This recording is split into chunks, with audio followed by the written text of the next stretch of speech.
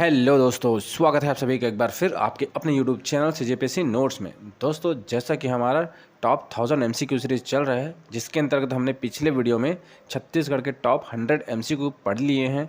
अगर आपने वह वीडियो नहीं देखा तो डिस्क्रिप्शन में मैंने लिंक दे दिया है, आप जाकर देख सकते हैं। तो दोस्तों, आज के इस वीडियो में हम छत्तीसगढ़ के टॉप 100 एमसीक्यू पढ़ने वाले हैं, जो कि यह पार्ट 2 है। तो चलिए शुरू करते हैं आज का वीडियो और जानते हैं उन सभी छत्तीसगढ़ के टॉप 100 एमसीक्यू के बारे में। तो चलिए शुरू करते हैं आज का वीडियो। तो दोस्तों, चलिए शुरू करते हैं आज का वीडियो और देखते हैं कि टॉप 100 एमसीक्यू क्वेश्चन में से आपका सही उत्तर कितना क्वेश्चन होता है। तो आज का हमारा पहला प्रश्न है, पाषाण काल के सर्वाधिक शैल चित्र छत्तीसगढ़ के किस जिले से प्राप्त हुए हैं? ऑप्शन में दिया गया है बिलासपुर जिला, रायगढ़ जिला, महासमुंद जिला और बलौदाबाजार जिला। तो आपका सही उत्तर हो जाएगा ऑप्शन बी, रायगढ़। पाषाण काल के सर्वाधिक शैल चित्र रायगढ़ जिले से प्राप्त हुए हैं, ऑप्शन बी।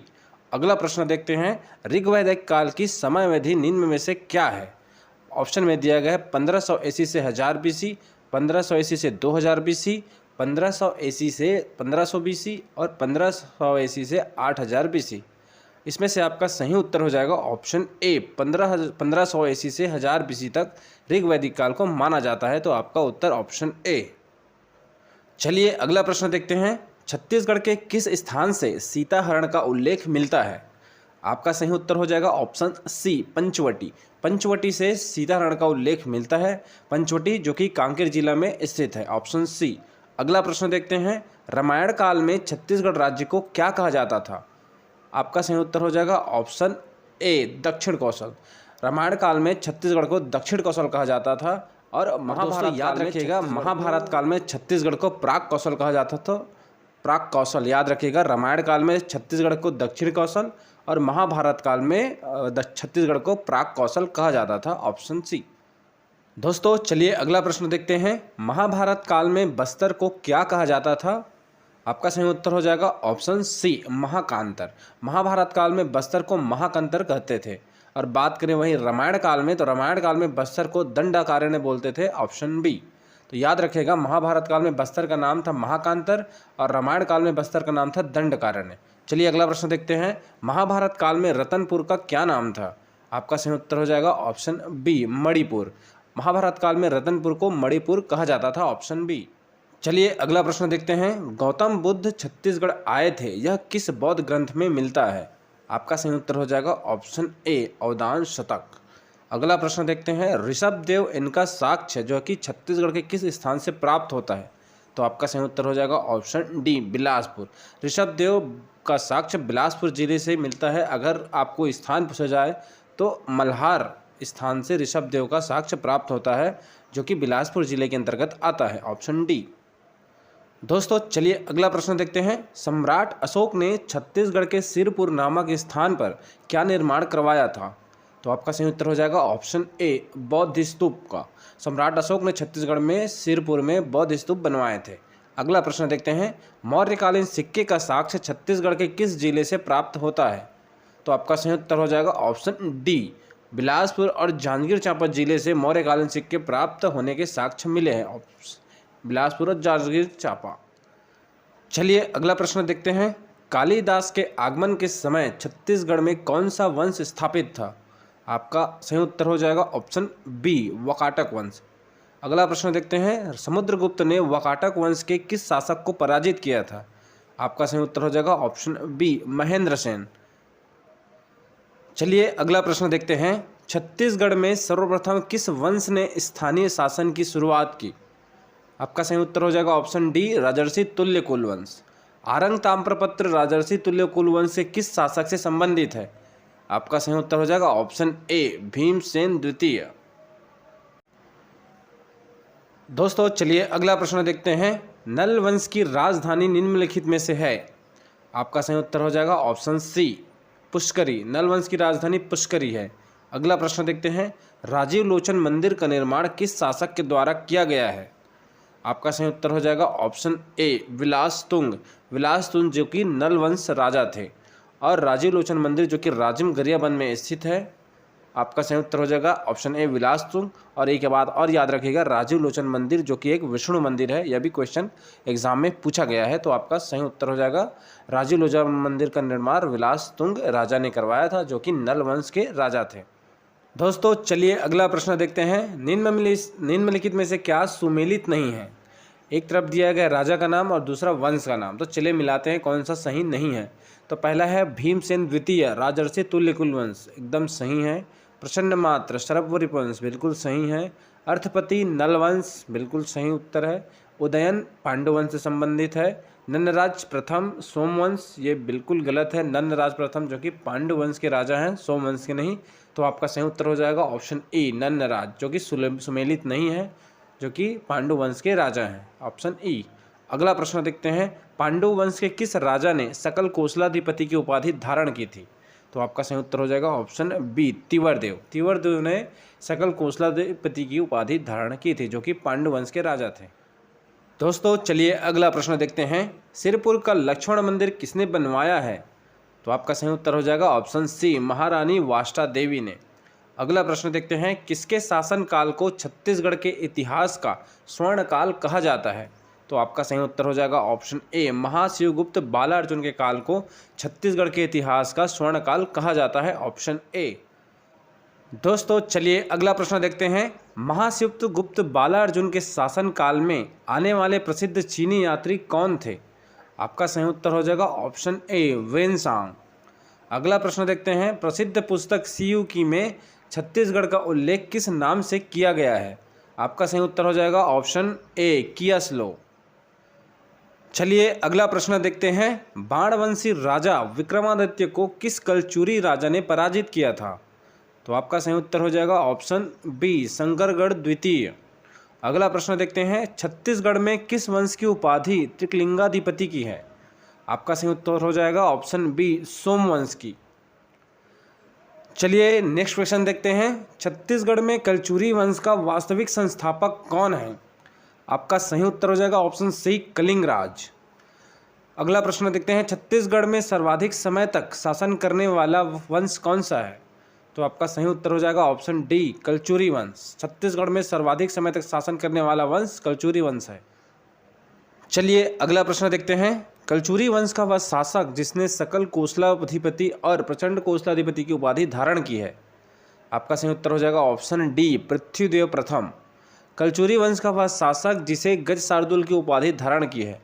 तो इसमें आपका सही उत्तर हो जाएगा ऑप्शन बी जाजल्यदेव प्रथम ने गज शार्दुल की उपाधि धारण की है, ऑप्शन बी। चलिए अगला प्रश्न देखते हैं। कलचुरी वंश का वह शासक जिसने त्रिपुरी की सत्ता स्वीकार करने से इनकार कर दिया था? आपका सही उत्तर हो जाएगा ऑप्शन डी रत्नदेव द्वितीय। याद रखिएगा रत्नदेव यहाँ पर द्वितीय है, जो कि कलचुरी वंश का वह शासक था जिसने त्रिपुरी की सत्ता स्वीकार करने से इनकार कर दिया था। आपका सही उत्तर हो जाएगा रत्नदेव द्वितीय। अगला प्रश्न देखते हैं। छत्तीसगढ़ के रतनपुर स्थान पर स्थित महामाया देवी मंदिर का निर्माण किस कलचुरी राजा ने करवाया था? आपका सही उत्तर हो जाएगा ऑप्शन ए रत्नदेव प्रथम ने। चलिए अगला प्रश्न देखते हैं। सतयुग में रतनपुर का क्या नाम था? आपका सही उत्तर हो जाएगा ऑप्शन ए मणिपुर। अगला प्रश्न देखते हैं।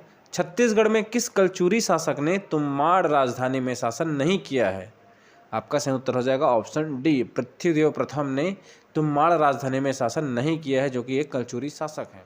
चलिए अगला प्रश्न देखते हैं। किस कलचुरी राजा ने बस्तर के छिंदक नामवंशी राजा सोमेश्वर देव को पराजित किया था? आपका सही उत्तर हो जाएगा ऑप्शन सी जाजल्यदेव प्रथम। अगला प्रश्न देखते हैं। निम्न में से किसने चैतुरगढ़ किले का निर्माण करवाया है? आपका सही उत्तर हो जाएगा ऑप्शन डी पृथ्वीदेव प्रथम। चैतुरगढ़ किले का निर्माण करवाया है। दोस्तों याद रखिएगा चैतुरगढ़ किला वर्तमान में कोरबा जिले के अंतर्गत आता है। दोस्तों चलिए अगला प्रश्न देखते हैं। वह कलचुरी शासक जिसने छत्तीसगढ़ में सर्वाधिक सोने के सिक्के जारी करवाया था? आपका सही उत्तर हो जाएगा ऑप्शन सी जाजल्यदेव प्रथम। दोस्तों अगला प्रश्न देखते हैं। किसके दरबार में प्रसिद्ध ज्योतिष पद्मनाभ रहते थे? आपका सही उत्तर हो जाएगा ऑप्शन ए रत्नदेव द्वितीय के। दोस्तों चलिए अगला प्रश्न देखते हैं। गज किला छत्तीसगढ़ के किस स्थान पर स्थित है? आपका सही उत्तर हो जाएगा ऑप्शन ए रतनपुर में। अगला प्रश्न देखते हैं। छत्तीसगढ़ राज्य में कुसंगई किले में निम्न में से किस कलचुरी शासक का शिलालेख प्राप्त होता है? आपका सही उत्तर हो जाएगा ऑप्शन बी, बहारेंद्र या बाहर शाह का शिलालेख। चलिए अगला प्रश्न देखते हैं। रतनपुर के किस शासक को मुगल सम्राट जहांगीर ने 8 वर्षों तक बंदी बनाया था? आपका सही उत्तर हो जाएगा ऑप्शन बी, कल्याण शाह को। अगला प्रश्न देखते हैं। रतनपुर में किस शासक का उल्लेख देवारों के गोपल्ला गीत से होता है? आपका सही उत्तर हो जाएगा ऑप्शन बी, कल्याण शाह से। दोस्तों चलिए अगला प्रश्न देखते हैं। बिलासपुर जिले के कोनी शिलालेख से प्राप्त जानकारी के अनुसार राजा पुरुषोत्तम को कौन सा ग्राम दान में दिया गया था? तो आपका सही उत्तर हो जाएगा ऑप्शन ए, सलोनी। अगला प्रश्न देखते हैं। रतनपुर में भोसलों या मराठों का आक्रमण कब हुआ था? तो आपका सही उत्तर हो जाएगा ऑप्शन बी, 1741 ईस्वी में। दोस्तों चलिए अगला प्रश्न देखते हैं। रतनपुर में कलचुली शासक रघुनाथ सिंह को अपदस्थ कर रघु जी ने कब नए प्रशासक को नियुक्त किया? आपका सही उत्तर हो जाएगा ऑप्शन सी, 1945 को। अगला प्रश्न देखते हैं। छत्तीसगढ़ शब्द का पहली बार साहित्य में प्रयोग खूब तमाशा नामक पुस्तक में किया गया है, इसके रचनाकार हैं? आपका सही उत्तर हो जाएगा ऑप्शन ए, गोपाल मिश्र। दोस्तों चलिए अगला प्रश्न देखते हैं। दूधाधारी मठ का निर्माण किस शासक ने करवाया है? आपका सही उत्तर हो जाएगा ऑप्शन सी, जैत सिंह ने। रतनपुर शाखा के निम्न में से अंतिम कलचुरी शासक कौन है? ऑप्शन डी आपका सही उत्तर है, रघुनाथ सिंह। रतनपुर शाखा के अंतिम कलचुरी शासक रघुनाथ सिंह हैं। चलिए अगला प्रश्न देखते हैं। भोरम देव मंदिर का निर्माण किस शासक ने करवाया है? आपका सही उत्तर हो जाएगा ऑप्शन बी, गोपाल देव ने। अगला प्रश्न देखते हैं। मड़वा महल व छेरकी महल का निर्माण किस शासक ने करवाया है? तो आपका सही उत्तर हो जाएगा ऑप्शन सी, रामचंद्र देव ने। दोस्तों चलिए अगला प्रश्न देखते हैं। निम्न में से छिंदक नाग वंश का अंतिम शासक कौन है? आपका सही उत्तर हो जाएगा ऑप्शन बी, हरिश्चंद्र। अगला प्रश्न देखते हैं। छत्तीसगढ़ के बस्तर में सर्वाधिक समय तक किस वंश ने शासन किया? तो आपका सही उत्तर हो जाएगा ऑप्शन सी, काकती वंश ने। और बात करें वहीं छत्तीसगढ़ में सर्वाधिक समय तक शासन किया वंश, वह कलचुरी वंश। तो याद रखिएगा, कंफ्यूज नहीं होना है। छत्तीसगढ़ में सर्वाधिक समय तक शासन करने वाला वंश कलचुरी वंश और बस्तर में सर्वाधिक समय तक शासन करने वाला वंश काकती वंश। तो आपका सही उत्तर हो जाएगा बस्तर में शासन करने वाला वंश काकती वंश ने सर्वाधिक समय तक शासन किया है। दोस्तों चलिए अगला प्रश्न देखते हैं। काकती वंश के किस शासक की उपाधि रथपति था? आपका सही उत्तर हो जाएगा ऑप्शन ए, पुरुषोत्तम देव का। अगला प्रश्न देखते हैं। गोचा पर्व प्रारंभ करने वाला शासक का नाम क्या है? तो आपका सही उत्तर हो जाएगा ऑप्शन ए, पुरुषोत्तम देव। दोस्तों याद रखिएगा, गोचा पर्व जो कि आषाढ़ माह में मनाया जाता है, यह क्वेश्चन एग्जाम में पूछा जा चुका है। तो याद रखिएगा, गोचा पर्व आषाढ़ माह में मनाया जाता है और यह पुरुषोत्तम देव राजा से संबंधित है।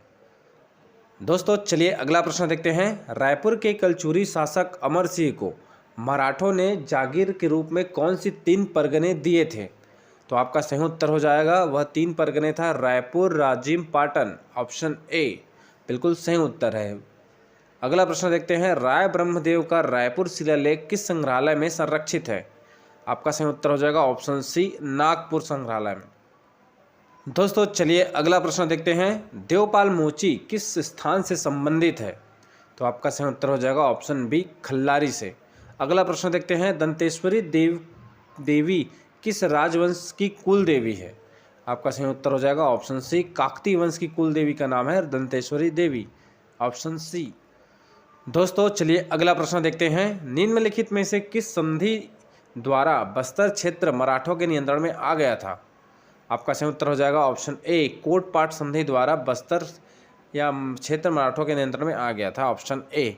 अगला प्रश्न देखते हैं। 14वीं शताब्दी में किसने चालुक्य वंश या काकती वंश की स्थापना की थी? तो आपका सही उत्तर हो जाएगा ऑप्शन डी, अन्नमदेव।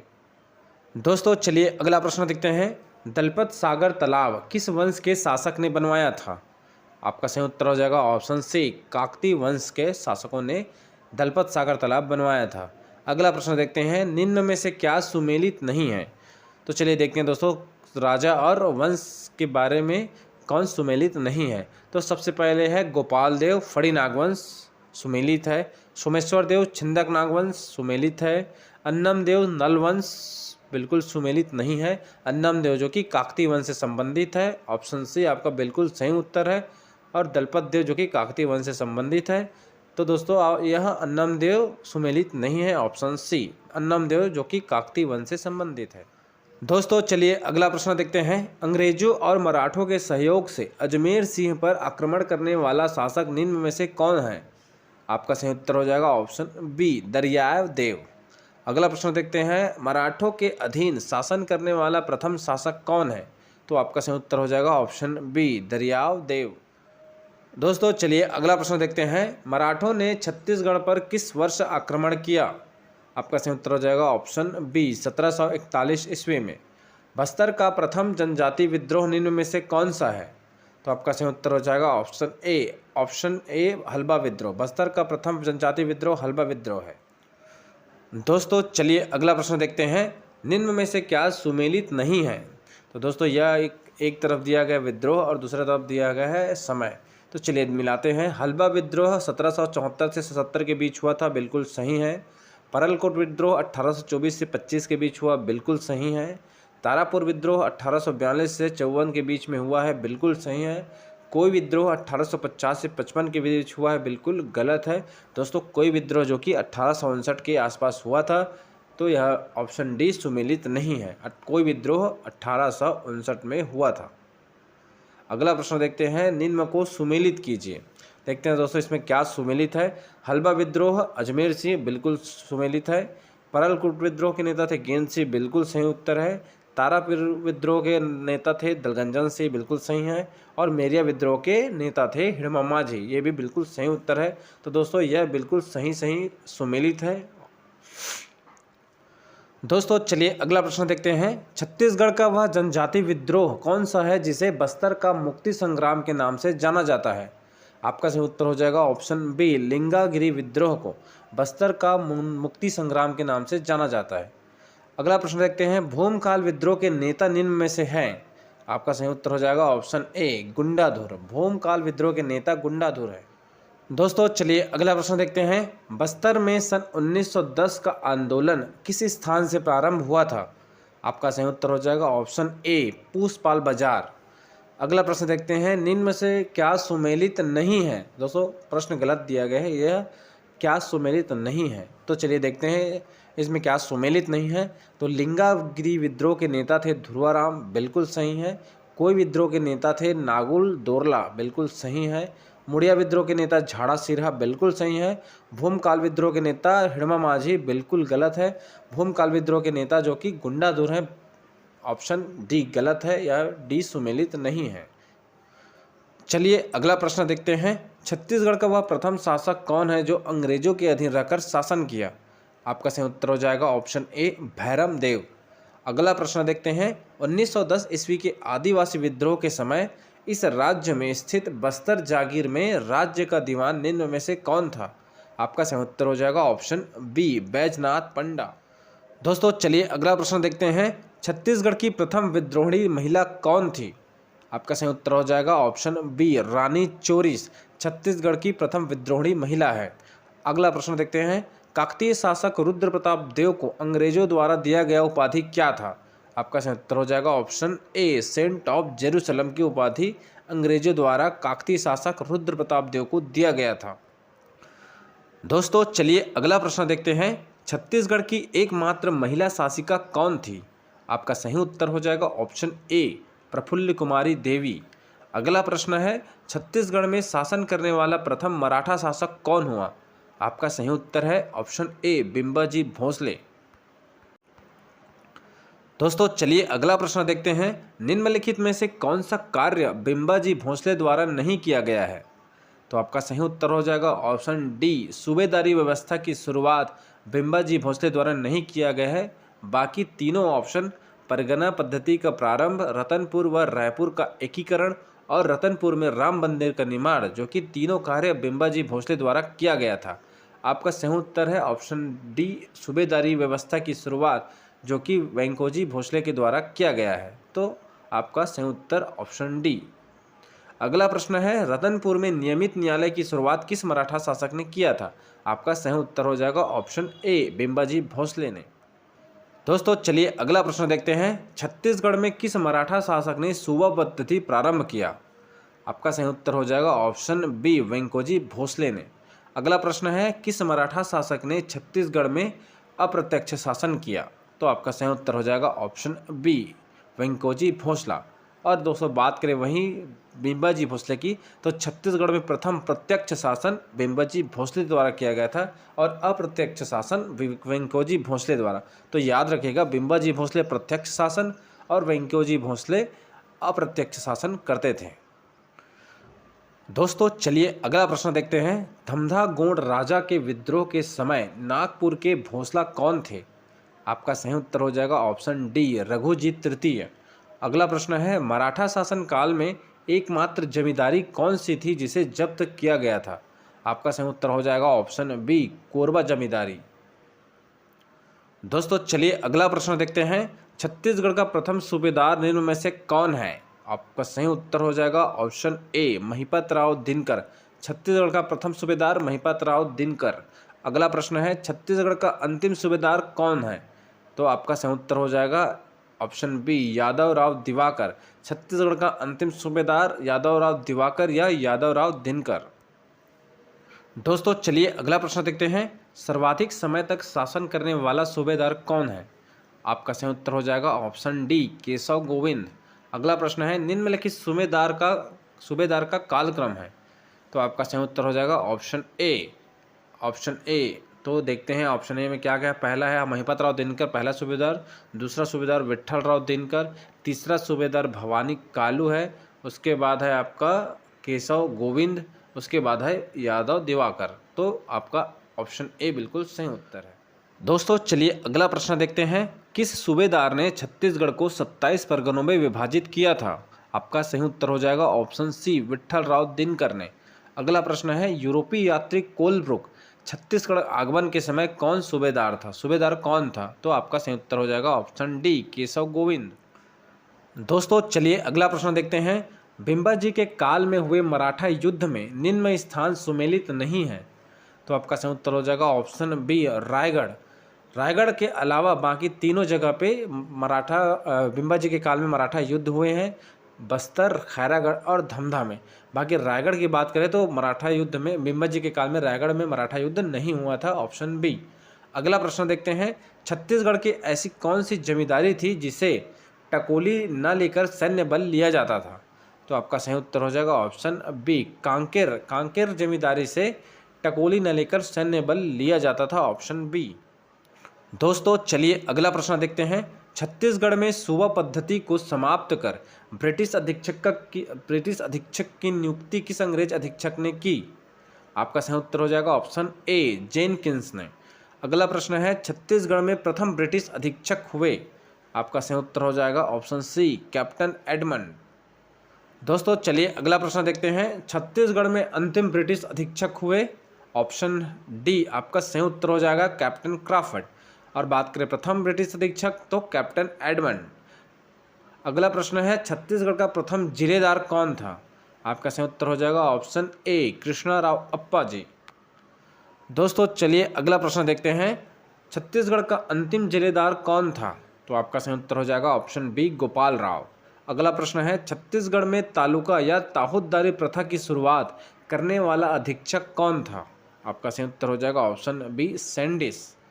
दोस्तों चलिए अगला प्रश्न देखते हैं। धमधा के गोंड राजा के विद्रोह को शांत कराने वाला ब्रिटिश अधीक्षक निम्न में से कौन था? आपका सही उत्तर हो जाएगा ऑप्शन बी एगन्यू। अगला प्रश्न है, परगने का प्रमुख अधिकारी कौन होता है? तो आपका सही उत्तर हो जाएगा ऑप्शन बी कमाविंस्तार। और बात करें वहीं सूबेदार की, सूबा पद्धति की प्रमुख अधिकारी सूबेदार। दोस्तों चलिए अगला प्रश्न देखते हैं। छत्तीसगढ़ का प्रथम डिप्टी कमिश्नर कौन नियुक्त हुए थे? आपका सही उत्तर हो जाएगा ऑप्शन बी चार्ल्स सी एलियट।